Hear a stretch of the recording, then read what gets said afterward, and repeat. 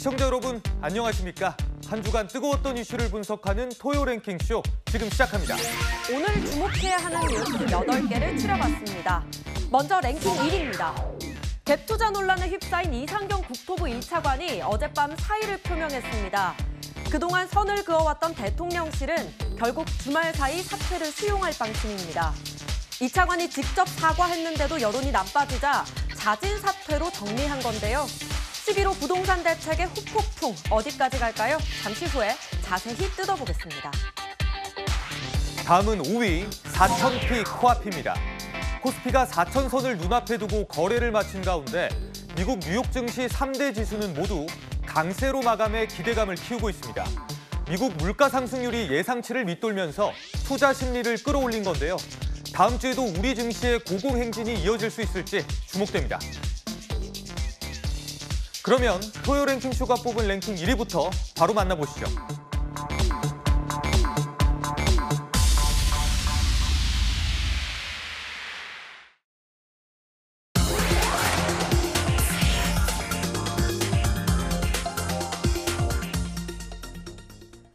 오늘 토요 랭킹쇼는 최진봉 성공회대 교수, 강전의 전 국민의힘 대변인, 성치훈 전 민주당 정책위 부의장, 박민영 국민의힘 미디어 대변인과 함께합니다. 어서 오십시오. 네, 오늘 토요 랭킹쇼 이상경 국토교통부 1차관의 사의 표명 소식으로 시작하겠습니다. 어젯밤 10시 45분쯤 이상경 차관이 출입 기자들에게 문자 공지로 사의를 표명한 겁니다. 논란이 불거진 지 5일 만인데요. 자, 정부의 11호 부동산 대책을 설명하기 위해서 한 유튜브 채널에 나가서 집값 떨어질 때 돈 모아서 집 사라. 이 발언이 논란이 됐고요. 그래서 그제 국민 마음에 상처 드린 점 진심으로 사과드린다. 이렇게 사과를 했습니다. 그리고 어젯밤 사의를 밝힌 겁니다. 자, 강전의 대변인님. 네. 그런데 일단 이상경 1차관이 지금 여러 가지 논란들이 있었는데 네. 대통령실에서는 지금 이상경 차관의 이 사표 수리한다고 하거든요. 네. 근데 앞서서는 그 여당에서는 이제 수리를 하지 않겠다 이렇게 좀 밝힌 적이 있었잖아요. 그렇죠. 근데 처음에는 민주당 안에서도 박지원 의원이라든지 몇몇 의원들이 좀 거취를 결정해야 되는 것이 아니냐라는 이야기들이 있었죠. 그러다가 거의 함구령이 내려져 있었는데 결국에는 그 이상경 차관 스스로가 좀 거취를 결단한 것이 아닌가 싶습니다. 왜냐하면은 이분에 대한 의혹들 이런 것들 갭 투자를 넘어서서 사과를 하는 과정에 있어서 참 많이 문제가 있었다고 생각을 해요. 유튜브로 사과를 하는 공직자 우리 국민들께서 보신 적 없을 거라고 생각하거든요. 결국에는 소통하지 않겠다, 질문은 받지 않겠다라는 것이죠. 근데 이게 또 겹치는 것이 김현지 실장이 국감에 나오지 않는 것, 이런 것과 그러니까 좀 겹치는 부분들이 있지 않나 생각을 합니다. 대통령이 경기도지사를 하기 전에 이미 성남시장 시절부터 함께했던 사람들인데 이런 측근들이 국민들 앞에 나서는 것이 좀 어렵다라는 이미지들이 들어가는 것이 어떻게 보면은 대통령이 가지고 있는 사법 리스크를 넘어서서 조금 더 정권에 부담이 될 수도 있다라는 판단이 있었던 것이 아닌가라는 생각도 드는데요. 근데 이제 이상경 차관이 이렇게 갑작스럽게 밤에 사퇴를 함에도 불구하고 이것으로 마무리가 될 것인가? 그 부분은 좀 의문입니다.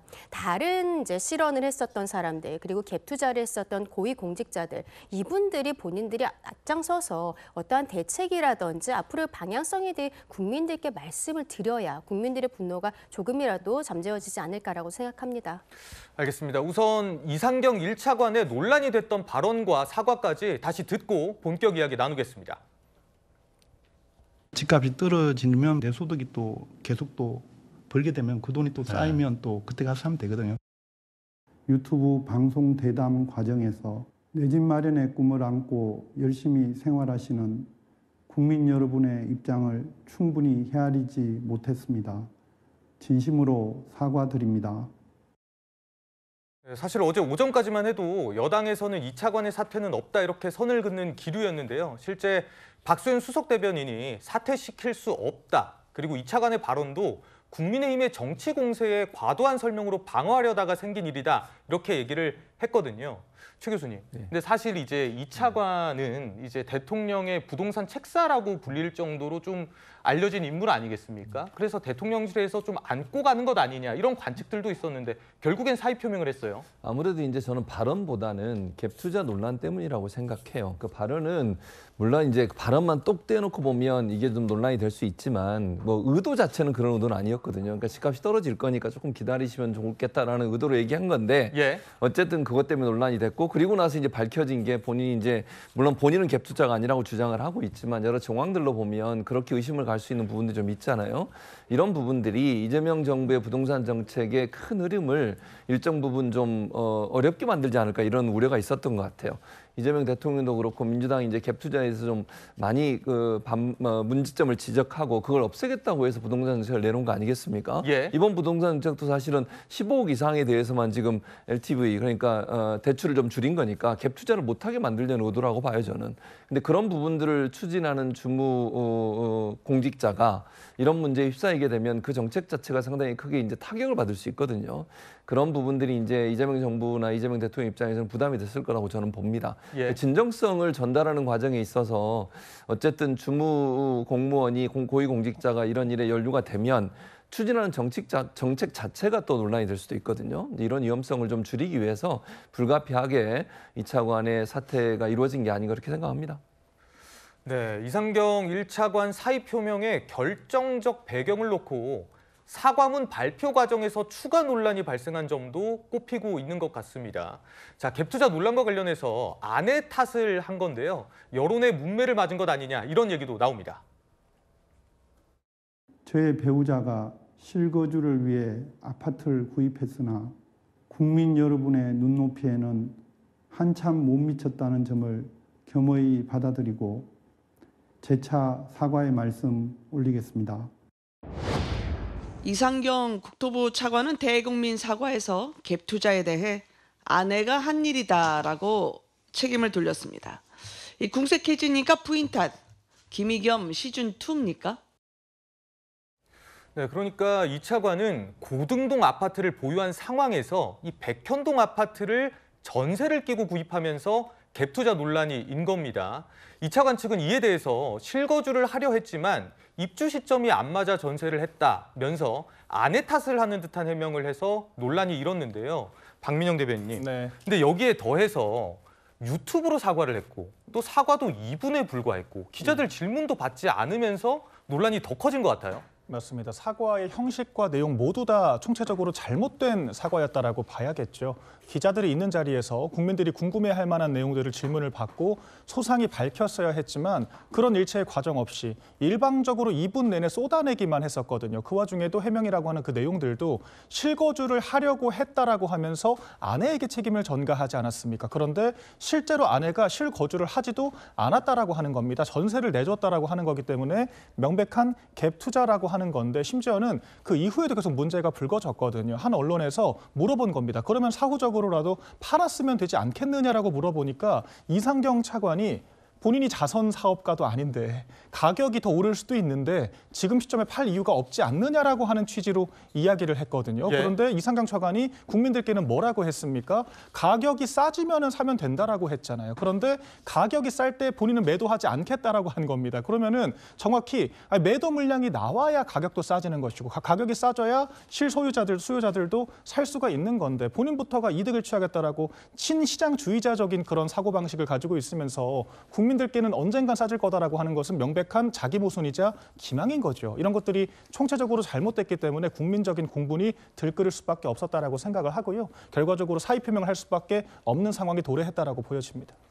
네, 사실 이상경 차관 사퇴 목소리는요, 야당뿐만 아니라 여당 내에서도 나왔습니다. 앞서 박지원, 윤준병 의원은 책임지고 사퇴하라는 목소리를 내기도 했는데 성추윤 부회장님, 예. 사실 여당에서도 옹호하지 않다 보니까 이게 사의 표명에 영향을 미친 것 아니냐는 얘기도 나오고 또 강득구 의원은 오늘 사퇴가 옳았다는 반응까지 내놨어요.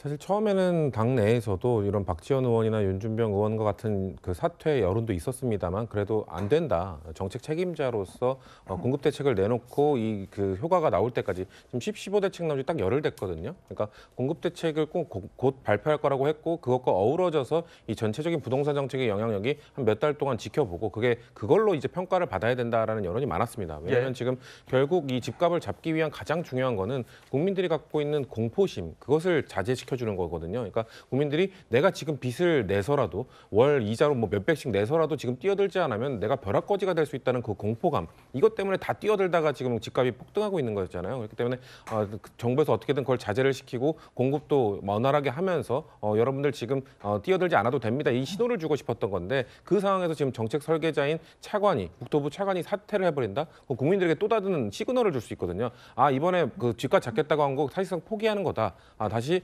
집값 올라가겠구나. 그럼 난 역시나 빚내면서 뛰어들어야겠구나. 이런 시그널을 줄 수 있기 때문에 국민들의 공포감을 다시 조장할 수 있어서 저는 사퇴하면 안 된다는 여론이 당내에서 많았던 걸로 보이는데 아까 박 대변인께서 말씀하신 사실 그 한 언론과의 그 통화 전화 인터뷰를 통해서 자선 사업가 발언 전 그게 좀 결정적이었다고 봅니다. 그러니까 본인은 가격이 오를 때까지 안 팔겠다고 했던 그 발언 때문에 당내에서도 정책 설계자가 버텨야 된다는 여론이 사실상 많이 줄어든 것이죠. 그렇기 때문에 그런 여당 내에서도 여당조차도 설득하지 못했기 때문에 본인이 이렇게 새벽에 밤늦게 사의를 표명한 걸로 보여집니다.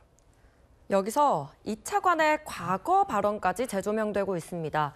이재명 대통령 대선 후보 시절에 선대위 부동산 개혁위원장을 맡았는데요. 당시 했던 얘기 들어보시죠.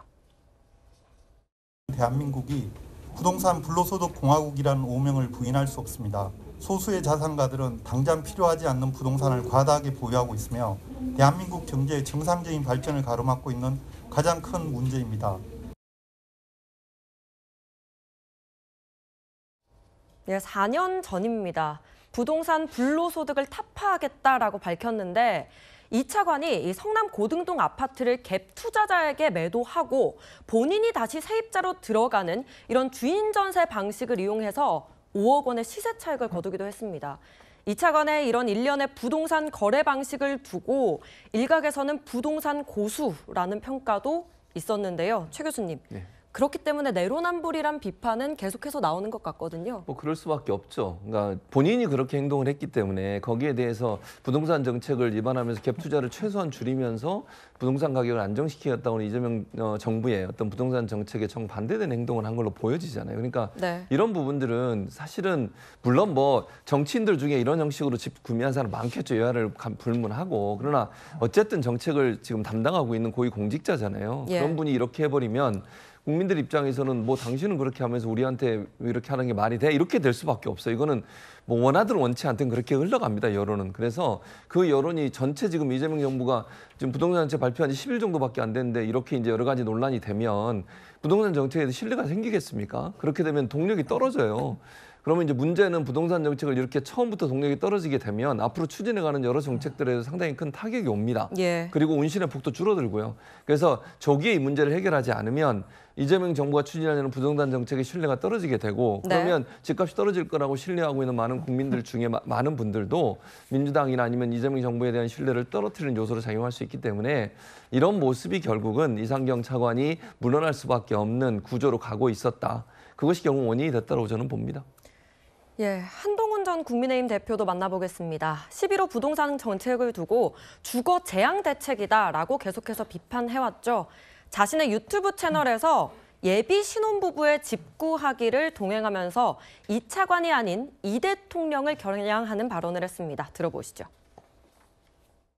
지금 일단 당장 우리가 당면한 문제는 지금 이 주거 재앙 문제를 해결하는 건데 참 암담하네요. 지금 너무 크게 분노하고 있거든요. 저는 뭐 솔직히 말하면 지금이라도 접어야 된다고 생각해요. 접어야 돼요. 본인이 스타일 구기는 거 어쩔 수 없죠. 자기들이 사고 친 건데 대통령이 직접 다 설명해라 왜 도망다니냐.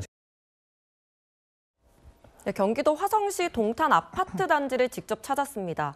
집값 상승 그리고 풍선 효과가 심각하다고 지적을 하면서 이재명 대통령이 직접 설명하라는 건데요. 박민영 대변인. 그러니까 이상경 차관의 사퇴에서 멈추지 말고 더 나아가야 된다 이런 주장이거든요. 맞습니다. 지금 사실 저희가 부동산 오적이라고 지목을 하고 있지 않습니까? 이찬진 금감원장 등도 굉장히 심각한 부동산 갭 투자 의혹이 있는 거거든요. 30억대 아파트를 소유하고 있는 사람들이 당사자성이 전혀 결여되어 있는 상태에서 정책을 집행을 하고 있기 때문에 국민적인 공감대가 없는 겁니다. 그런 상황에서 제가 봤을 때 지금 제일 큰 문제는 대통령실이 아무런 액션을 취하고 있지 않거든요.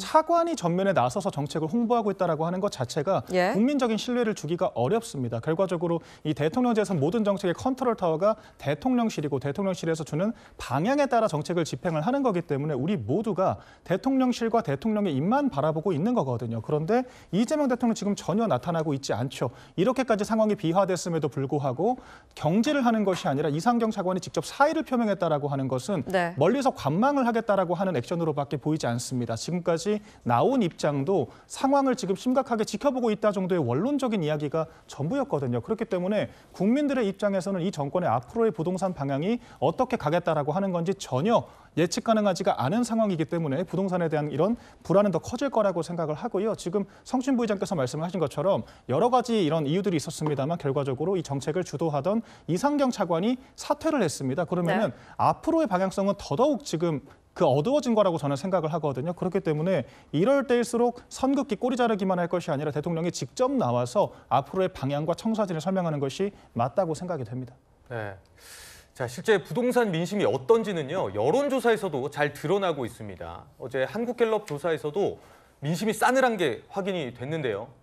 부동산 대책이 적절하다가 37%, 적절하지 않다가 44%로 나타난 겁니다. 특히나 이제 지역별로도 한 번 더 살펴보게 된다면 이 서울이라든지 영남권에서 적절하지 않다라는 수치가 높게 나오는 듯한 모습을 보실 수가 있습니다. 성춘 부장님, 그러다 보니까 여당으로서는 이 부동산 민심 긴장이 될 것 같아요. 긴장도 해야 되고요. 이거를 타파하기 위해 어떻게 이걸 헤쳐나갈 것인가를 신중하게 고민을 해야 되는데 저는 여기서 가장 하지 말아야 될 것은 민심 탓, 야당 탓하면 안 된다고 생각합니다. 우리는 일단 집권당이고요. 입법부의 다수당입니다. 그렇다면 행정 권력과 입법 권력을 이용해서 부동산 정책을 우리가 충분히 이끌 수 있는 정당이기 때문에 지금 아까 말씀드린 것처럼 제가 이 부동산 정책에서는 이 국민들의 심리, 이 공포감 이게 가장 중요한데 야당이 사실 여당의 이 부동산 정책에 대해서 실패할 것이다. 거의 뭐 저주에 가까운 이야기들을 하면서 그 공포감을 계속 키우고 있는 것도 사실입니다. 그렇기 때문에 야당의 그런 공포감 조성에 휘둘리고 있다고 이 민심을 야속하다고 생각할 게 아니라 민심이 계속 믿어줄 때까지 끊임없이 정책을 이야기해야 됩니다. 우리가 이런 정책을 갖고 가고 있고 이런 것 때문에 하고 있습니다. 공급 정책 이렇게 할 겁니다. 집값, 글쎄요. 저는 집값을 떨어뜨리겠다는 선언보다는 집값을 어떻게든 안정화시키고 유지시키기 위해 노력하겠다는 그런 확실한 시그널을 줘야 된다고 생각하거든요. 그렇기 때문에 이런 민심이 지금까지는 이 10.15 대책 나온 지 10일이 지났습니다만 이거에 대해서는 국민들께서는 아직 불안하다, 적절하지 않다라는 게 이거 정책하지 말라라는 건지 아니면 좀 더 세게 확실한 얘기를 해달라는 건지 좀 불분명하거든요. 그렇기 때문에 확실한 메시지를 주기 위해서 저희가 민주당이 집권 여당이 계속해서 이런 노력을 하겠다라는 모습을 보여드려야 되고 추가적으로 저는 아마 내로남불 프레임에서 벗어나기 위해 노력을 해야 될 겁니다. 너희들은 수십억짜리 집 사지 않았어? 근데 왜 우리는 못 사게 하는 거야? 이거에서 자유롭게 위해서는 저는 일단 민주당 의원들을 비롯해서 고위공직자들은 본인의 지역구가 아닌 곳에 뭐 갭 투자를 하고 있다거나 이런 부동산이 있다면 먼저 전 처분하는 모습들을 보여줘야 된다고 생각하거든요. 그런 것들이 같이 병행이 되어야 국민들의 저 좀 불안해하고 있는 심리나 여당에 대한 좀 싸늘한 민심을 다시 되돌릴 수 있을 거라 생각합니다. 네, 민심이 심상치 않다 본 걸까요? 어제 구윤철 경제부총리와 이혁원 금융위원장, 이찬진 금융감독원장이 부동산 시장 상황 점검에 나섰습니다. 그런데 공교롭게도 이분들은 이상경 차관과 함께 강남 아파트 갭 투자 논란이 된 경제 관료들이다 보니까 여론의 반응이 시큰둥했는데요. 저희가 직접 민심을 들어봤습니다. 그 사람들이 집값을 떨어뜨리지 않을 것 같다는 생각이 들긴 하네요. 그 사람들은 어떻게 보면 알고 샀다는 생각도 들어가지고 신뢰가 조금 가지 않는 측면도 있는 것 같긴 해요.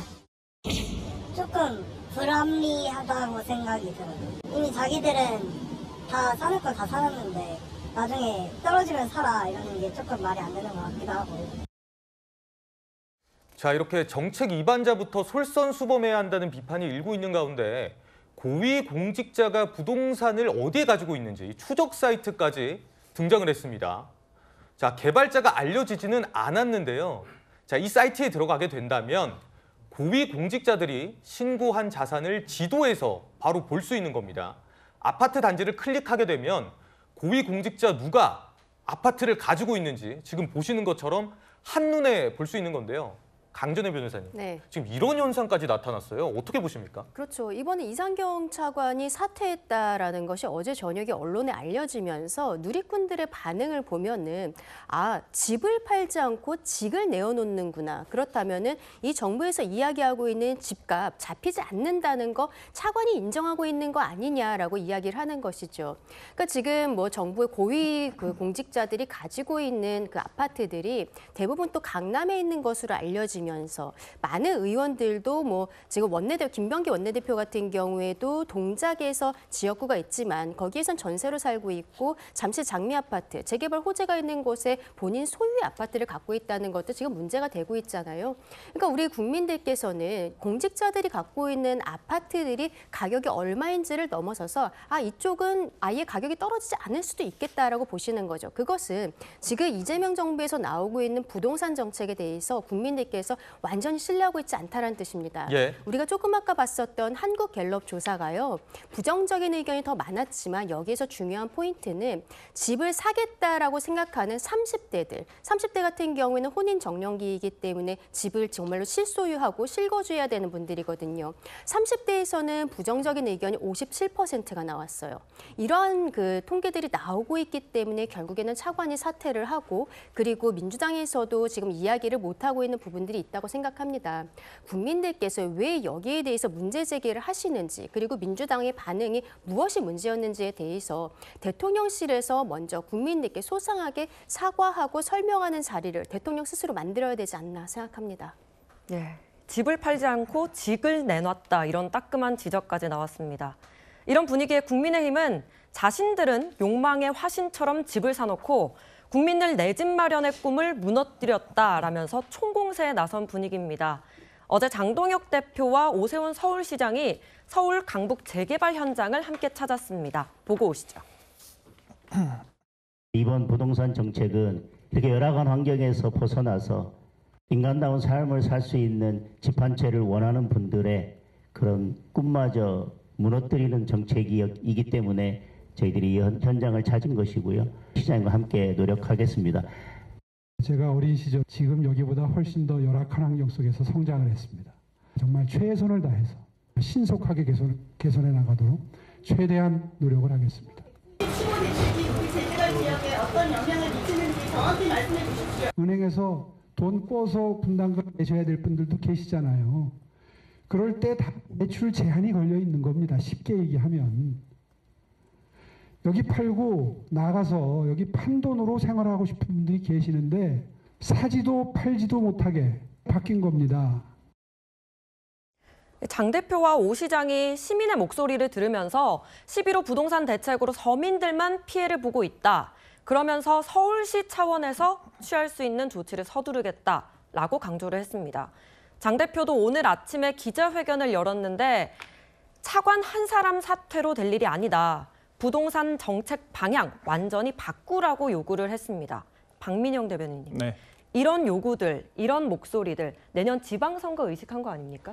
일단 저희가 야당으로서 아까 저주에 가까운 그런 비판을 하고 있다고도 하셨지만 비판만 하는 건 아니거든요. 대안을 제시를 하는 것이 책임감 있는 야당의 모습이라고 생각을 하고 그런 것들을 말씀하신 지방선거에서 충분히 판단할 수 있으실 거라고 생각을 합니다. 지금 저희가 생각하는 것은 지금 공급 대책이 전혀 없다라고 하는 거거든요. 2030년경에 LH 중심으로 첫 삽을 뜨겠다라고 한 것은 달리 표현을 하자면 앞으로 5년간은 공급 계획이 전혀 없다라고 하는 말로도 들립니다. 그렇기 때문에 매도 물량이 없는 상태에서 수요는 존재를 할 수밖에 없는 거지 않습니까? 그렇기 때문에 부동산 가격이 잡힐 수가 없는 거거든요. 그중에서 저희가 어제 방문했던 곳이 바로 이 재건축을 앞두고 있는 단지들이거든요. 예. 근데 이 재건축이라고 하는 게 여러 가지 지금 그 방해물들이 있습니다. 첫 번째가 재초안이라고 하는 초과 이익 환수제의 개념인 건데 결과적으로 조합원들이 번거롭고 세금만 낸다라고 생각을 하기 때문에 재건축을 반대하는 분들이 계시는 거거든요. 그리고 두 번째로는 단가 문제입니다. 지금 원화 가치가 떨어지게 되면서 건설업체들이 건설 자체를 할 수가 없는 아닌 지경까지 됐거든요. 그렇기 때문에 민간 건설사들이 다 포기를 하고 있는 것이고 건설이 된다라고 하더라도 분양가 상한제에 걸려서 이득이 없기 때문에 지금 민간 공급 자체가 불가능한 상황입니다. 그럼 네. 아까 오세훈 시장이 이야기를 했던 것처럼 거래세라도 좀 낮춰줘서 집을 팔고 나가고자 하는 사람들이 매도할 수 있게 만들어줘야 되는데 지금 거래세 때문에 집을 팔면은 원래 주거 환경을 유지를 할 수가 없거든요. 그럼 차라리 세금 내고 집값 오르는 걸 기다리고 말지 굳이 팔겠다라고 하는 사람이 없다는 겁니다. 이런 네. 문제들을 해결해줘야 집값이 잡힌다라고 하는 게 저희 국민의힘의 일관된 입장인데 민주당은 이런 것들을 부정하고 잘못된 방향을 밀고 나가기만 하기 때문에 앞으로도 유연하다라고 생각을 하고요. 네. 저희 국민의힘이 그런 대안정당으로서의 모습을 앞으로도 보여줄 것이라고 말씀을 드리겠습니다. 예, 국민의힘이 공세가 거센데 이쯤 되면 사실 여당의 정청래 대표 메시지가 나올 법하거든요. 그런데 부동산의 붓자도 꺼내지 않고 있습니다. 이 명태균 게이트 관련해서 오세훈 시장 공격을 하고 있지만 부동산 공세에는 말을 아끼는 것 같은데요. 성추인 부의장님, 예. 지방선거 민심이 좀 두렵기 때문일까요? 일단 정부 정책과 엇박자가 나면 안 되는 부분도 있는 것 같고요. 일단 예. 부동산 정책에 대해서는 또 당내 다양한 의견이 존재하고 있습니다. 부동산 정책을 좀 더 세게 해야 된다. 뭐 예를 들면 뭐 보유세 이야기하시는 분들도 있거든요. 근데 당내에서도 보유세 이론적으로는 가능하지만 지금 민심을 생각했을 때 그리고 그 효과적인 부분 실현적으로 됐을 때 과연 작용을 할 것인가 이거에 대해 의구심을 갖고 계신 분들 계시기 때문에 예. 당내 부동산 관련 다양한 의견이 있는 상황에서 정청래 대표가 이게 하나의 의견인 것처럼 뭔가 이야기하는 거에 부담감을 느끼실 수 있는 것 같고요. 말씀하신 것처럼 지방선거를 앞두고 있는 상황에서 지금 정부 정책이 지금 어떻게 실현될지 어떻게 잘 정책할지 모르고 있는 상황에서 네. 한두 달 정도 저는 봐야 된다고 생각하거든요. 그렇기 때문에 일단은 아마 정당이 할 역할이 있다면은 뭐냐 그 입법적으로 좀 보완할 부분이 있다면 아마 도와줄 겁니다. 근데 지금 굳이 여기서 이게 공포감을 조성 한 해 만에 하는 이 논쟁적인 부분에 굳이 뛰어들 필요가 없다라는 판단인 것 같고요. 그리고 아까 하나만 지적을 예. 하면은 아까 전에 그 오세훈 시장이 갔던 곳은 강북구였잖아요. 그러니까 예. 지금 아까 이 재건축 초과이익 환수제를 말씀하셨는데 그거에 대해서 지금 일단 부과된 사례는 단 한 건도 없고요. 그러니까 이걸 내야 될 것이다고 한 지역도 다 강남, 상구, 마영성 여기만 있습니다. 그러니까 네네. 강북구는 사실상 그것 때문에 지금 재개발이나 이런 것들이 어려운 것이 아니라는 점은 지적하고 넘어가겠습니다. 네, 지금까지 어젯밤 이상경 국토차관의 사의 표명 소식과 국민의힘의 부동산 공세까지 다뤄봤습니다. 다음은 뜨거운 공방이 벌어지는 법사위로 가보겠습니다.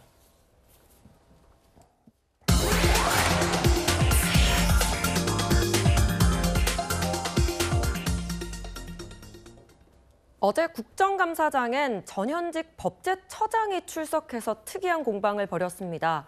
먼저 짚어볼 인물, 이재명 대통령의 사법연수원 동기이자 대장동 사건 변호인단 출신인 조원철 현 법제처장입니다. 이 몇 가지 발언이 논란이 됐는데요. 듣고 이야기 나눠보시죠.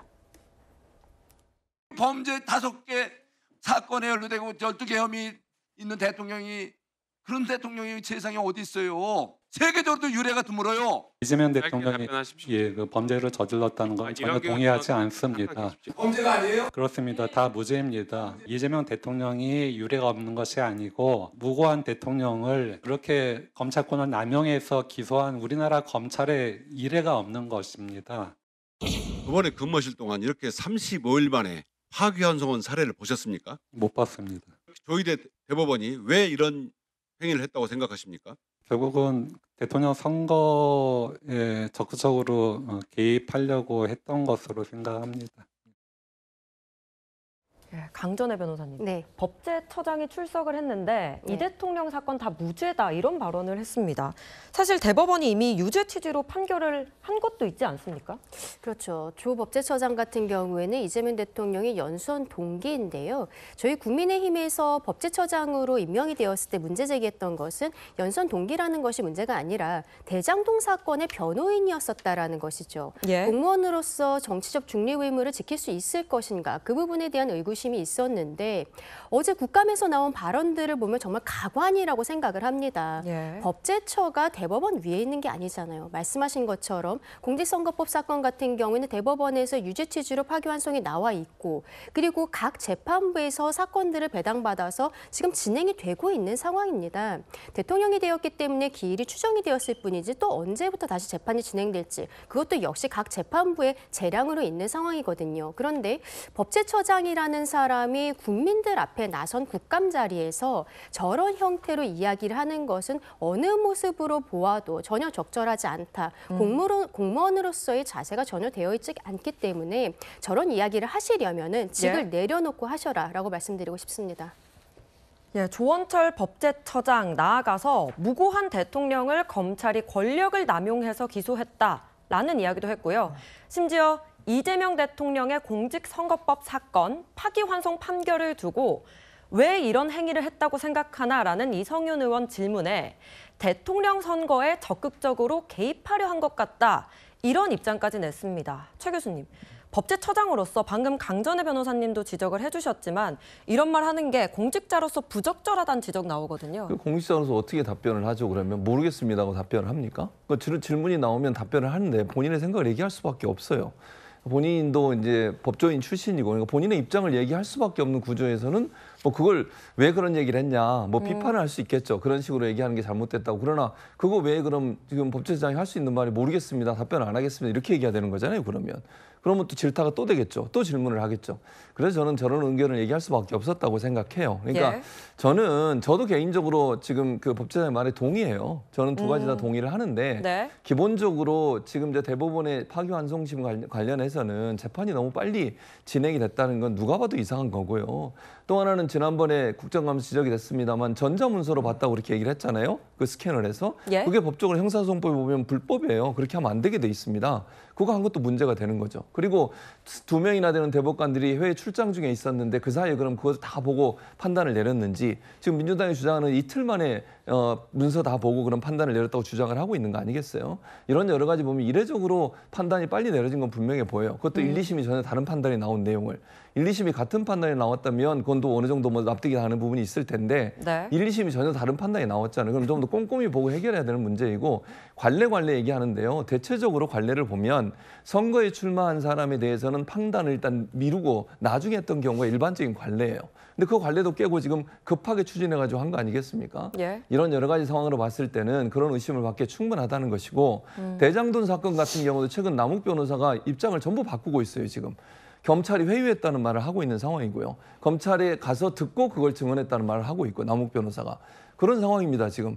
그러니까 검찰이 기소해서 기소권은 검찰만 갖고 있는 거잖아요. 기소해서 재판에 넘겨졌다고 해서 그게 죄가 있다라고 얘기할 수는 없어요. 물론 대법원에서 판단 나온 게 파기환송됐으니까 거기에 대해서는 이제 법적 판단이 나오겠지만 다른 사건들 같은 경우에는 실제적으로 증거가 거의 물증이 없는 상태에서 유동규 씨의 말만 가지고 재판이 진행되는 경우가 많습니다. 이런 여러 가지 상황으로 봤을 때 저는 개인적으로는 동의하고요. 그러나 이제 법제처장이 저런 말을 하는 것에서 지적은 할 수 있지만 저 상황에서 법제처장이 다른 말을 할 수 있는 상황은 아니었다고 생각합니다. 어쩔 수가 없었다라는 의견 주셨습니다. 그런데 이뿐만이 아닙니다. 이 대통령 4년 연임제 개헌을 두고도 의견을 밝혔는데요. 이재명 대통령에게도 적용되느냐라고 묻자 이렇게 답했습니다. 이 정부에서 4년 연임제 개헌안을 내더라도 이재명 대통령은 연임할 수 없는 것 아니겠습니까? 현 헌법에 의하면 그렇죠.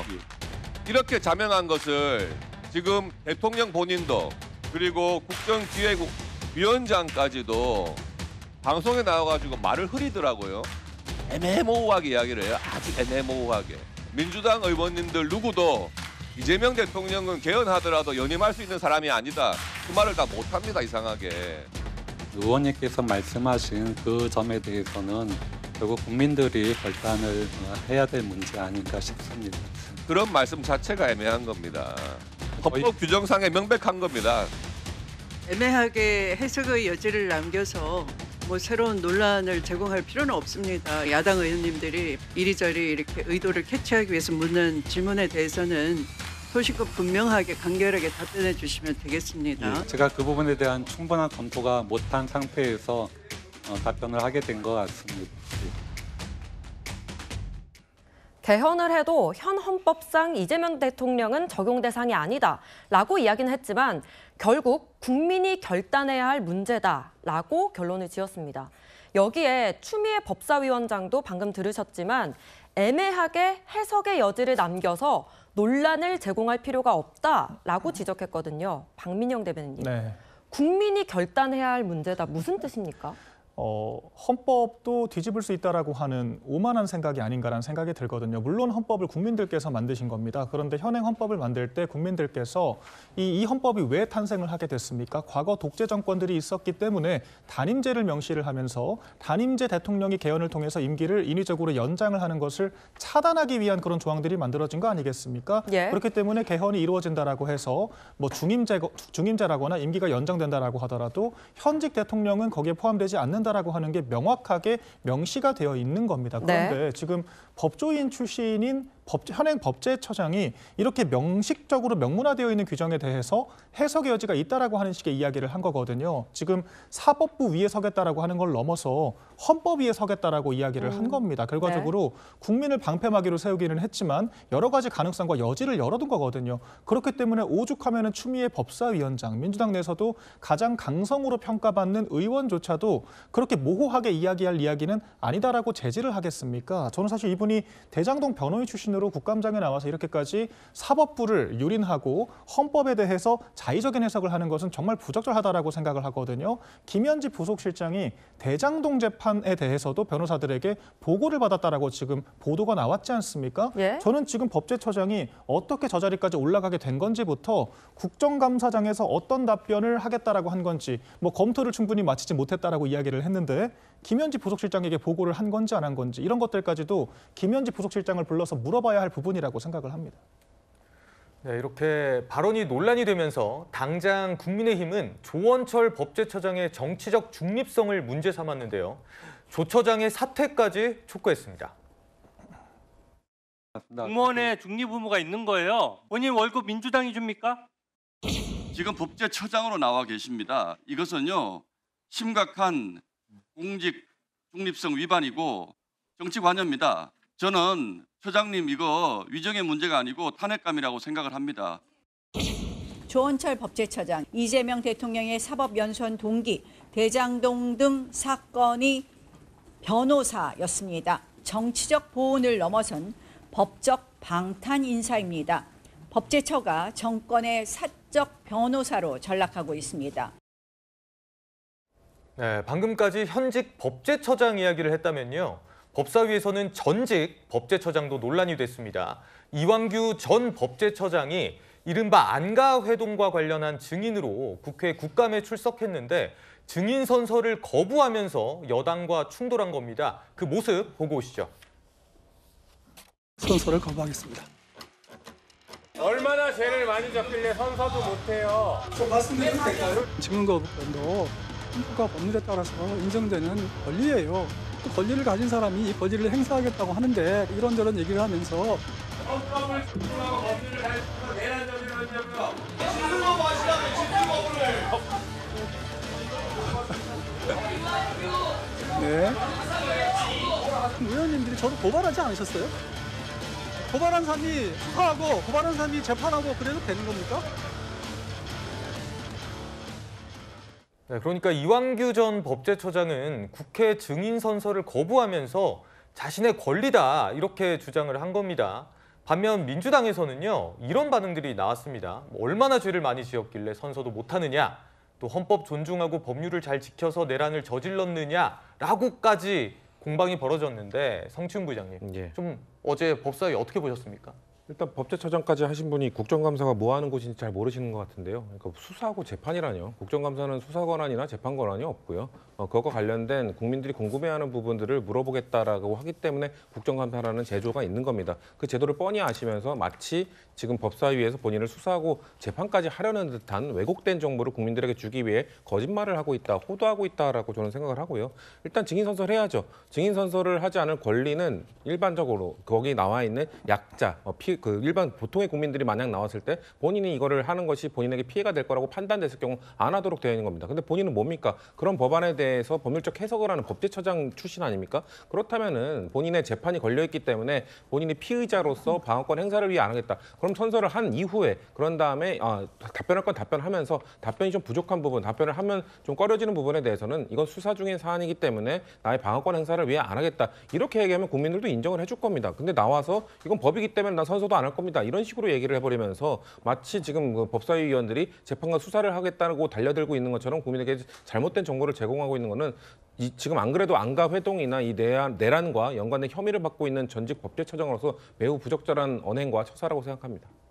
네, 이완규 전 법제처장은 답변을 하지 않겠다는 말로 대답을 일관했는데요.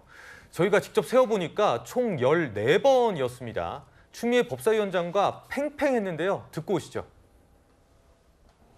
윤석열 씨가 내란을 일으키고 난 뒤에 계엄은 정당한 통치 행위로 사법심사의 대상이 아니다라고 했습니다.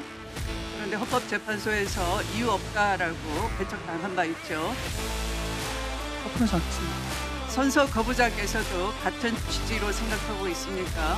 답변하지 않겠습니다. 네. 수십 년간 법률가로 행세해온 검찰총장 출신의 대통령과 또 법제처장이 법왜곡을 하면 됩니까? 안 됩니까? 위원장님 죄송합니다만 지금 위원장님께서 저한테 계속 그렇게 부르시는 게 국정감사법이나 답변하지 않겠다 하다가 저한테 항변하는 것은 하시는군요. 선서 거부자는 윤석열과 연수원 동기이죠. 답변하지 않겠습니다. 대학 동기이기도 한가요? 답변하지 않겠습니다. 네, 윤석열 검찰총장 시절 이 불법과 비비고 징계와 감찰이 시작됐는데 감찰 시작 단계에서부터 변호인으로 활동한 바 있죠. 답변하지 않겠습니다. 현재는 내란범을 변호하는데 열일을 하시고 계십니까? 답변하지 않겠습니다. 네, 추미애 법사위원장이 이완규 전 처장을 상대로 여러 질문을 던졌는데 이 전 처장은 답변하지 않겠습니다라는 말로 일관을 한 겁니다. 강 변호사님. 네. 사실 저도 정치부 오래 출입을 해봤습니다만 이런 장면 되게 이례적이거든요. 그렇죠. 추미애 법사위원장 같은 경우 일단 선서를 하고 그다음에 진술거부권을 행사해라라고 이야기했습니다만 지금 이완기 전 처장 같은 경우는 아예 선서 자체를 거부하는 것입니다. 이유는 뭐 본인도 이야기를 했는데 민주당 측에서 본인을 고발한 것이기 때문에 민주당 의원 앞에서 이런 답변을 하는 것이 맞지 않다라고 이야기를 하는 거고 그리고 특검에 있어서도 수사 대상이거든요. 특검도 역시 민주당에서 통과시킨 법안을 통해서 하고 있는 것입니다. 결국 법과 원칙에 따라서 본인이 오히려 여기에 대해서는 국감장에서 발언을 하지 않는 것이 맞겠다라고 판단을 한 것이고 오히려 지금 문제가 되는 것은 아까 우리가 봤었던 조원철 현 법제처장 이분이 지금 법과 원칙에 따라서 공무원의 중립 의무를 지켜야 되는데 그렇지 못한 부분들이 더 아쉬웠다라고 말씀드리고 싶습니다. 예, 국정감사 막바지를 향하고 있습니다. 성치훈 전 부의장, 박민영 대변인과는 여기서 인사 나누고 저희는 다음 랭킹 경주로 가보겠습니다.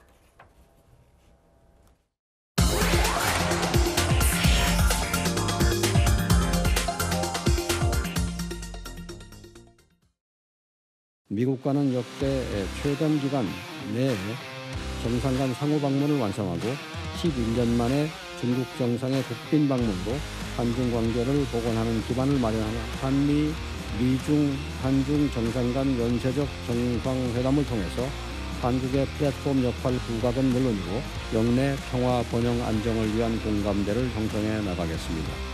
On Monday morning local time, the president will fly to Tokyo. He will participate in a bilateral meeting with the president of the Republic of Korea. 亚太经合组织是亚太地区最重要的经济合作机制。习近平主席出席今年亚太经合组织领导人非正式会议，中方愿同韩方一道，坚守建交初心，坚持睦邻友好、互利共赢，推动中韩战略合作伙伴关系不断向前发展。 네, 세 번째 랭킹은 문성묵 한국국가전략연구원 통일전략센터장과 함께하겠습니다. 경주 에이펙 정상회의 개막이요. 불과 엿새 앞으로 다가왔습니다. 다음 주엔 그야말로 정상외교 슈퍼위크가 펼쳐지게 될 텐데요. 보시는 것처럼 29일엔 한미정상회담, 30일엔 미중정상회담이 예정돼 있고요. 1일엔 한중정상회담까지 예정이 돼 있습니다. 트럼프와 또 시진핑 이 두 정상이 동시에 방한을 하는 건데 특히 트럼프 대통령이 한국으로 향하는 동선이 주목이 되고 있습니다. 중국을 방어하는 미국의 대중해상경계선을 제1도련선이라고 부르는 건데요. 이 동선과 일치하는 겁니다. 말레이시아, 한국, 일본까지요. 센터장님, 네. 그렇기 때문에 중국은 상당히 신경 쓰일 수밖에 없을 것 같은데 이걸 놓고 미국의 대중 견제 의도다 이런 해석들이 나와요. 예, 사실 1도련선에 한국이 들어가는 건 아니에요. 그런데 어쨌든 이번에 트럼프 대통령의 이 동선을 보면 말레이시아는 사실 동남아시아 아세안 국가 아니겠습니까? 예. 그러니까 1도련선은 글자 그대로 중국 해안선과 가까운 중요한 섬이거든요. 일본 열도를 포함해서 대만, 필리핀 이런 선인데 그 가장 가까운 곳에 있는 나라가 바로 말레이시아고 그다음에 1도련선의 중심 국가가 또 일본이거든요. 예. 사실 미국과 중국이 서로 갈등하고 경쟁하고 서로 견제하고 특히 미국은 중국에 대한 견제 그 전략이 바로 인도 태평양 전략이거든요. 인도 태평양 전략에 있어서 말레이시아는 아세안의 주요 국가고 또 일본은 미국이 지금 이 구성해서 유지하고 있는 쿼드의 중요한 또 국가거든요. 그런 차원에서 봤을 때 이번에 동선은 분명히 미국을 견제하기 위한 그런 어떤 정치, 외교, 경제적 그런 의도가 담겨져 있다라는 해석이 가능할 것 같습니다. 네, 미중 무역 갈등 속에 부산에서 대좌하는 두 정상이 될 텐데요. 전 세계 이목 쏠리고 있습니다. 그런데 벌써부터 양측의 신경전이요 치열해지고 있습니다. 히토류, 펜타닐 등을 놓고 기싸움을 벌이고 있는 건데 트럼프 대통령은 시진핑 주석 만나서 가장 먼저 펜타닐 밀수 문제를 물어보겠다라고 얘기를 했고 또 중국 측에선 히토류 4분기 수출 통제를 엄격하게 이행하겠다 이렇게 맞불을 놓은 겁니다. 자, 여기에 더해서 오늘 아침 또 속보로 전해진 내용도 있었었는데요. 6년 전 무역 합의를 두고 미국이 중국 압박에 나선 겁니다. 그러니까 이제 중국 측도 강하게 반발한 상황이고요. 센터장님, 지금 회담이 일주일도 안 남았는데 전형적인 트럼프식 압박으로 보이기도 하지만 이렇게 중국을 자극한다면 좀 차질이 생기는 건 아니겠습니까? 예, 물론 뭐 우여곡절이 있었죠. 실제 북한이 아니라 중국이 미국을 향해서 히토류 수출 통제를 발표하면서 미국이 발끈하고 또 관세 100% 부과를 하는 과정에서 트럼프 대통령이 정상회담 안 될 수도 있다. 그런 얘기가 또 있었거든요. 예. 그러나 어쨌든 이번에 정상회담이 열리는데 협상이라는 게 꼭 회담 만나서만 아니라 그 앞 뒤로 이 다 연결이 되는 거거든요. 지금 말씀하신 대로 히토류는 중국이 미국을 향해서, 펜타닐은 미국이 중국을 향해서 지금 이제 아픈 부분을 건드리는 거거든요. 그래서 이번 정상회담의 만남은 사실은 갈등 요인도 있지만 분명히 협력 요인이 있거든요. 예. 따라서 이번 정상이 만나면 어쨌든 서로 간의 이 불만들, 특히 이제 2019년에 합의한 1차 협상의 합의를 제대로 이행했는지 여부를 놓고 지금 미국과 중국이 서로 이 상대방에 대해서 책임을 전가하고 있는 상황이지만 그러나 이번 정상회담이 무엇보다 미국, 중국 자체에도 중요할 뿐만 아니라 전 세계도 미치는 영향이 적지 않기 때문에 어쨌든 이 전체 더 크게 합의하면 좋겠지만 아주 주요 쟁점 위주로 이렇게 합의할 가능성도 현재로서는 배제할 수 없다고 봅니다. 네. 자, 1박 2일 일정으로 한국을 찾는 트럼프 대통령인데요. 2019년 6월 방한 당시처럼 북한 김정은 위원장과의 만남이 성사될지 관심입니다. 근데 조금 전 속보가 하나 들어왔는데요. 자, 트럼프 미국 대통령이 아시아 순방에서 김정은 위원장을 만나고 싶다고 얘기를 한 겁니다. 자, 트럼프 대통령이 순방길에 오르면서 김정은 위원장을 직접적으로 언급을 한 겁니다. 그러면서 트럼프 대통령은 시진핑 주석과 대만 문제에 대해서 논의하겠다고도 밝혔고요. 네, 대만 문제가 또 쟁점이 될 것 같고, 네, 현재까지는 이 정도 속보가 들어온 상황입니다. 자, 김정은 위원장을 만나고 싶다고 얘기를 했는데 일단 앞서서 백악관 이 미 측에서는 순방 일정에는 만날 계획이 없다라고 얘기를 했고 또 물론 변동이 생길 수도 있다고 얘기를 했어요. 그러니까 지금 만날 수도 있고 만날 수도 없고 되게 변동 가능성이 큰 상황인데 센터장님 보시기에는 실제 깜짝 회동 가능성 있을까요? 예, 가능성이 높냐 그러면 높지는 않다. 그러나 가능성이 없냐 그러면 아니다. 뭐 이런 거거든요.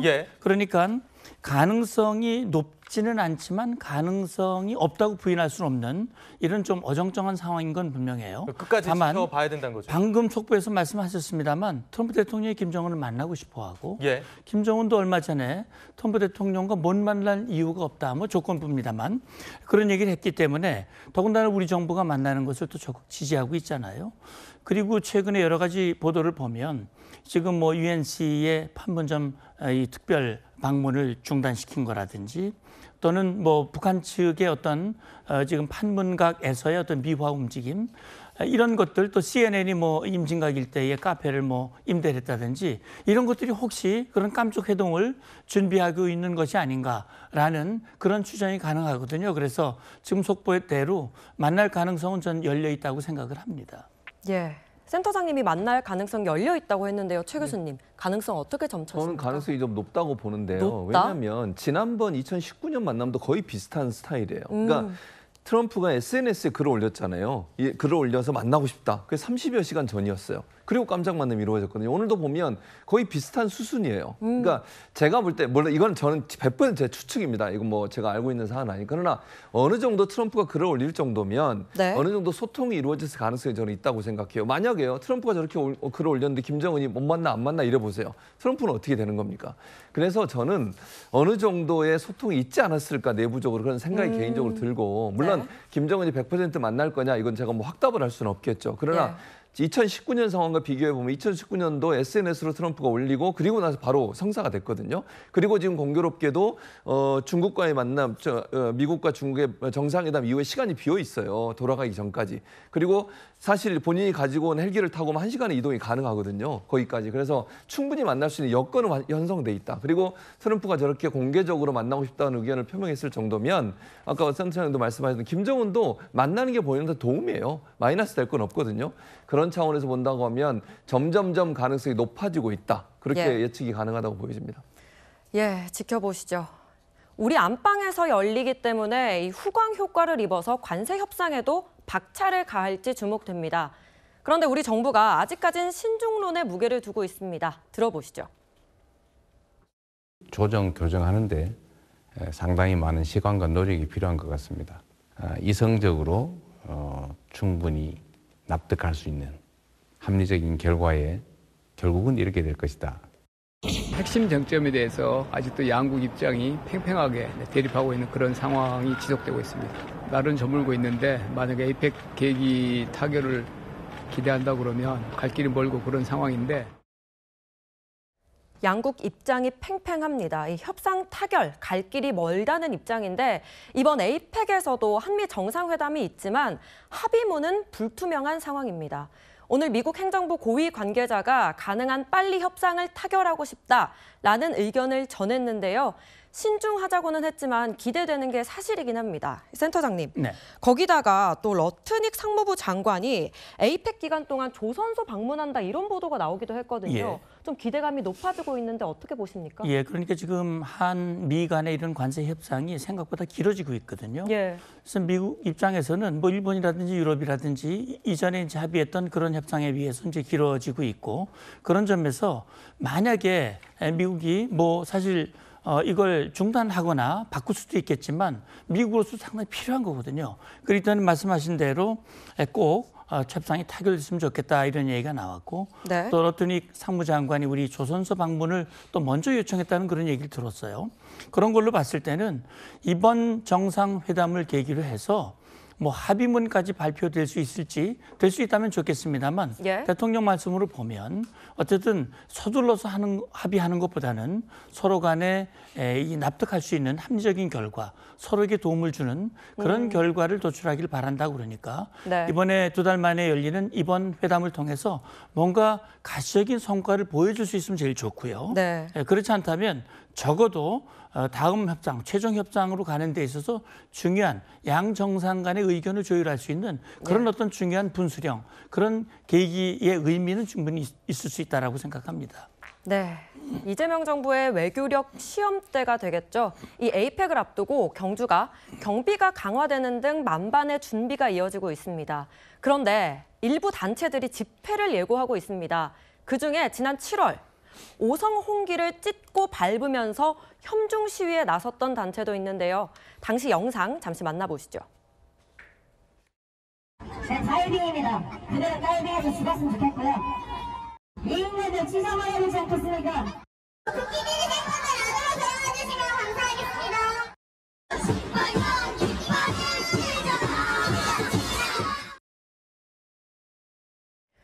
이 영상은 협중 시위를 보셨는데요. 트럼프 대통령 방한을 앞두고 오늘도 서울 도심에서는 반미 시위 예고한 단체도 있습니다.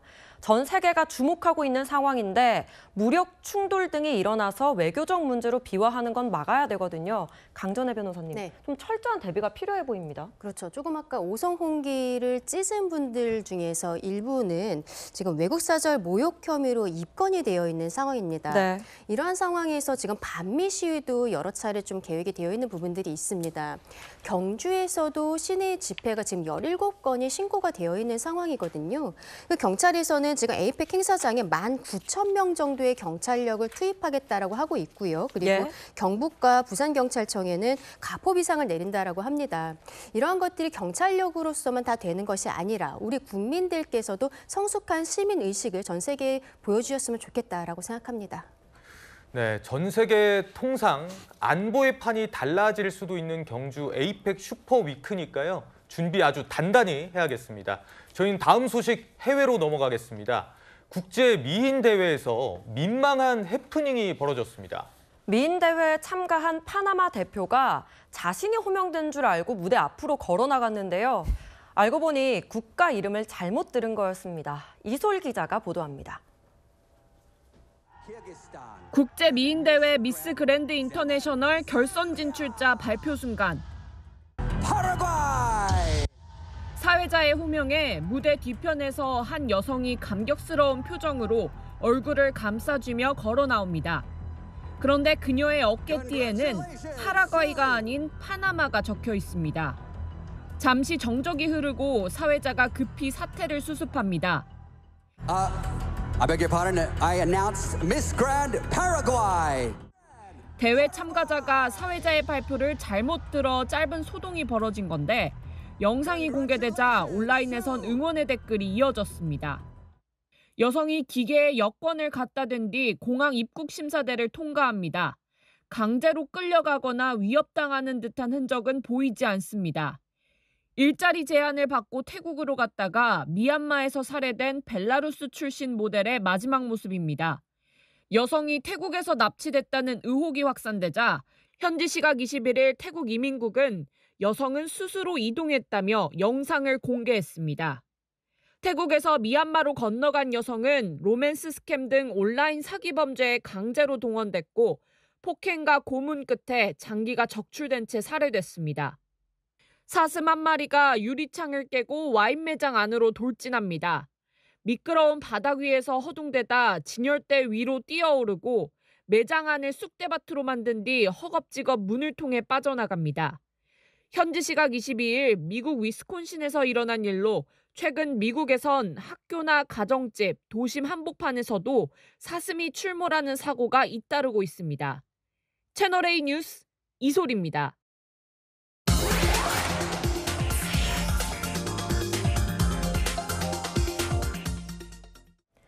가을 야구 이야기 허주연 변호사와 함께합니다. 보살 팬들이 난리가 났습니다. 한화 이글스 팬이라면 어제 기쁨을 주체하기가 힘들었을 것 같습니다.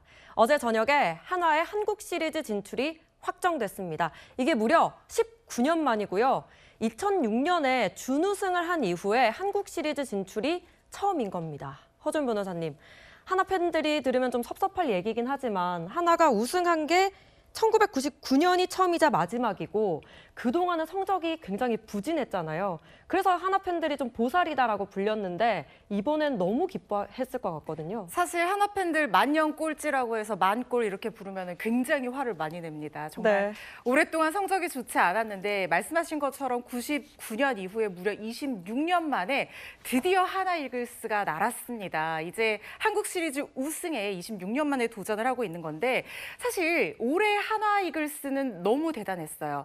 7년 만에 가을 야구 맛을 보면서 우리 한국 시리즈 가는 것 아니냐 이런 팬들의 기대감이 엄청나게 높고 네. 정말 한마음 한뜻으로 응원을 했는데 2006년 이후에 무려 19년 만에 한국 시리즈를 진출하게 돼서 드디어 99년 이후에 26년 만에 우승에 도전하면서 LG 트윈스와의 한국 시리즈 경기를 앞두고 있는 상황입니다. 네. 사실 2006년에 그 19년 만에 한국 시리즈라고 말씀하셨는데 그때 류현진 선수가 신인이었는데 삼성에 패해서 준우승을 했거든요. 네. 그런데 이번에 4차전에서 삼성에서 역전패 당해서 약간 벼랑 끝에 몰리는 그런 심정이었는데 5차전에서 무려 11대 2라는 대파 완승을 거두면서 드디어 한국 시리즈 진출 티켓을 거머쥐게 된 거고요. 외국인 투수들 사실 김경문 감독이 새로 바뀌면서 엄청난 새바람을 불어 넣어서 전력에 큰 변화가 있었다. 과감한 플레이가 가능해졌다. 이런 평가 많았는데 네. 외국인 투수 이 코디 폰세 선수와 라이언 와이즈 선수로 이어지는 이 호투가 굉장히 큰 힘을 불어 넣어주면서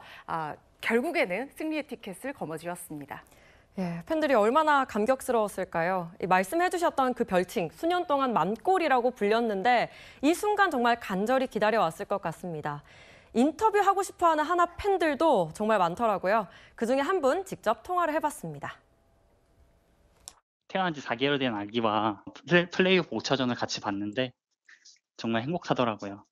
하나가 많이 부진했지만 저는 아이를 키우는 심정으로 또 약팀이 강팀이 되어가는 과정 저는 그 자체도 좀 재미있기 때문에 야구를 계속 보면서 응원을 했고 드디어 가는구나. 19년 만에 드디어 가는구나. 울고 싶은 마음도 있었지만 아직 지금 울 때가 아니다. 코리안 시리즈를 가서 거기서 울어야겠다. 지금 울 때가 아니다. 한국 시리즈 가서 울겠다라고 하면서 우승까지 노리고 있습니다. 허준 변호사님, 이 팬분 사연을 좀 들어보니까 아내는 삼성 팬이라고 하더라고요. 집 분위기가 좀 장난 아니었을 것 같거든요. 뭐 플레이오프 지속되는 내내 분위기가 살벌했을 것 같다라는 생각도 듭니다. 네. 그런데 한화 팬이랑 결혼하면 잘 산다는 말이 있어요. 워낙 오래 인내하면서. 네. 사실 팀 성적이 좋지 않으면 팬이 떠나기 마련인데 무려 20년 동안 넘게 고난의 행군을 하면서 그렇게 패할 때도 나는 행복합니다. 그 응원가 계속해서 부르는 팬들이 한화 팬들이거든요. 네. 그런데 이 승리의 기쁨을 전한 한화 팬이 얘기하기로는 군대 다녀온 이후부터 12년 넘게 한화는 사실 이런 팬들 많습니다. 10년은 최소한 넘은 오래된 팬들이 많은데 본인도 그런 오랜 팬인데 대구 출신 아내가 또 삼성 팬이었다는 거예요. 그래서 결혼할 때도 장인어른이 주례로 한화 삼성의 비상을 바란다 이렇게 잘 살으라고 네. 뭐 두 팀 다 비상해라 이렇게 얘기할 정도였다고 하는데 이번 플레이오프 경기 보면서 아내랑 같이 굉장히 미묘한 분위기 속에서 봤다고 하는데요. 결국에는 뭐 어쩌겠습니까. 아내도 하나의 승리에 축하의 마음을 보탰다고 하고요. 또 다른 한 팬은 좋은 꿈 꿨는데 나 로또 사는 대신에 한화 승리에 좋은 기운 보내주고 싶다. 이게 내 로또 되는 것보다 한화 승리를 더 바란다는 말이니까 얼마나 대단합니까. 이렇게 열광적인 응원 그리고 변치 않은 팬심을 보여주던 이 한화 팬들 지금 이 한국 시리즈에 거는 기대가 엄청날 것 같습니다. 네, 한화를 응원하는 보살 팬들 중에는요, 연예인들도 있습니다. 대표적으로 인교진, 차태현 배우가 알려져 있는데요. 과거 팬심으로 시구까지 나섰던 스타들의 모습 보고 오시죠.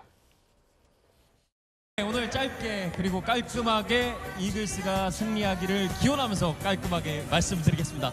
자, 이글스 화이팅! 대전구장 직접 와서 이렇게 응원할 수 있게 돼서 너무나 큰 영광이고요. 오늘 한화 이글스 이깁니다. 화이팅!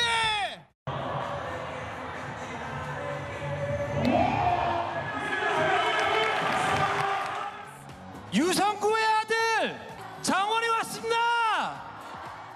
우리 한화 선수들 다음 주까지 하셔야 되는데 감기 조심하세요. 다음 주 잠실 가자.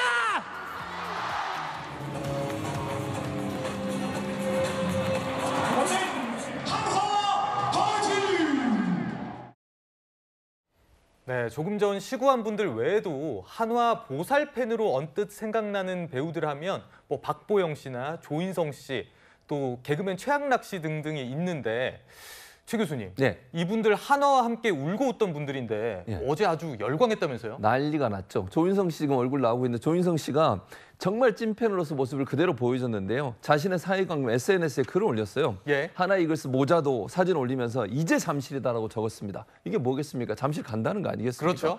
응원을 정말 열렬히 했고요. 뿐만 아니라 박보영 씨도 SNS에 나는 행복합니다. 나는 행복합니다. 이런 글을 행복하죠. 올렸어요. 예. 그 최강 한화 이렇게 올렸잖아요. 그만큼 정말 열정적으로 응원을 하는 거예요. 그 모습이 그리고 이제 저 하나 더 올려놓으면 소희연 씨 있잖아요. 소희연 씨 남편이 예. 임교진 씨잖아요. 아까 임교진 씨 그 시구하는 거 보셨죠? 눈물을 흘렸나 봐요. 너무 기뻐가지고 눈물을 흘리니까 그만 울으라고. 제발 그만 울어, 그만 울어. 그만큼 좋아하는 거예요. 그리고 아까 그 어제 마이크 나와서 잡고 이장원 씨 얘기한 거 들으셨죠? 예. 가수 이장원 씨. 근데 부인 되시는 분은 와서 애국가를 불렀어요. 거기서. 아, 그렇습니다. 네. 그리고 본인은 또 거기서 응원을 열심히 아까 말 들으셨죠? 잠실 간다. 화이팅 해라. 이 얘기 들은 걸 보면 정말 찐팬 같아요. 그러니까 그냥 일반인 팬들도 그야말로 참고 인내하면서 기다리는데 저분들은 얼마나 더 참겠어요. 정말 이분들의 이런 열정들이 결국 하나의 기적을 만들어낸 게 아닌가 이런 생각이 들었습니다. 네, 사실 한화하면 구단주인 김승현 회장의 남다른 야구사랑 빼놓을 수가 없는데요. 허주연 변호사님.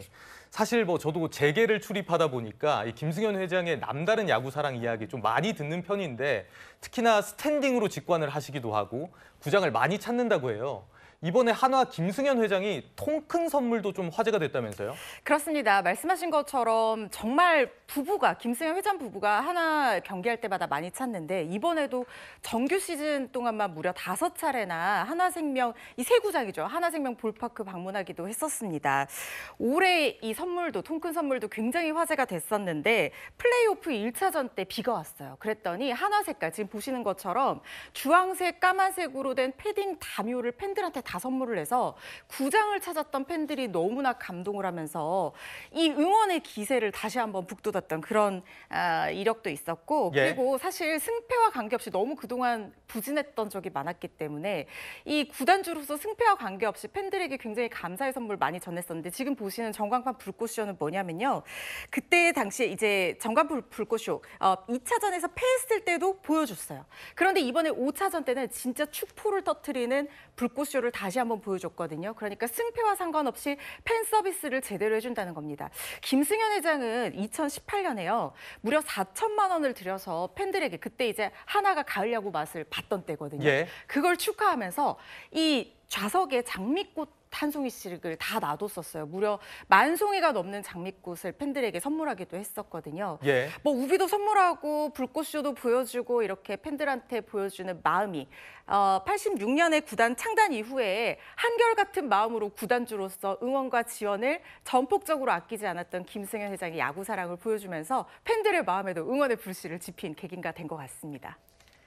예, 패배를 했지만 삼성 라이온즈 이야기도 좀 살펴봐야겠습니다. 와일드카드 결정전부터 플레이오프까지 정말 긴 여정이었거든요. 최 교수님. 네. 그런데 패배를 했는데도 팬들 분위기가 젖잘싸라고 맞아요. 졌지만 잘 싸웠다 이렇게 분위기가 좋더라고요. 좋아요. 왜냐하면 사실 작년은 준우승까지였어요. 그 정도로 성적이 좋았는데 이번 시즌에서 좀 성적이 안 좋았어요.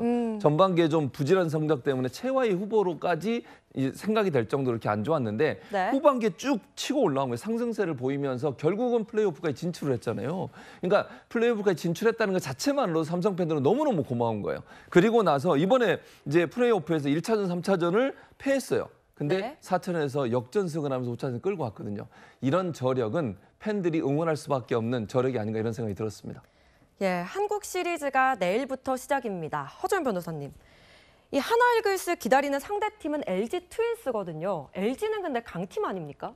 서울의 자존심이죠. LG 정말 강팀입니다. 멀리까지 갈 것도 없어요. 2023년에 통합 우승, 정규 시즌 그리고 한국 시리즈 우승하는 통합 우승을 이미 달성한 팀입니다. 그리고 일찌감치 한국 시리즈 진출을 확정짓고 팬들 지금 다 예전에 벌써 9월부터 6강전포 꺼내고 난리가 났어요.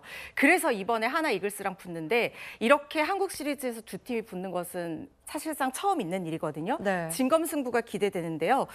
지금 벌써부터 자체 훈련으로 청백전 잠실에서도 하고 이천에서도 하고 그때 팬들이 10,000명이 넘게 20,000명 가까이 다 매진을 시키면서 각자 응원가 부르면서 심리전까지도 대비를 하고 있다고 하니까요. 한국 시리즈 어떻게 될지 지켜봐야 되겠습니다. 예, 우승 트로피 누구 손에 들어갈까요? 지켜보시죠. 저희는 60초 후에 뵙겠습니다. 오늘 10월 25일은 독도의 날입니다. 독도가 우리 땅이란 사실 너무 당연하지만 오늘 한 번 더 그 가치를 되새겨보면 좋겠습니다. 저희는 다음 주 토요일 낮 12시에 다시 찾아뵙겠습니다. 고맙습니다.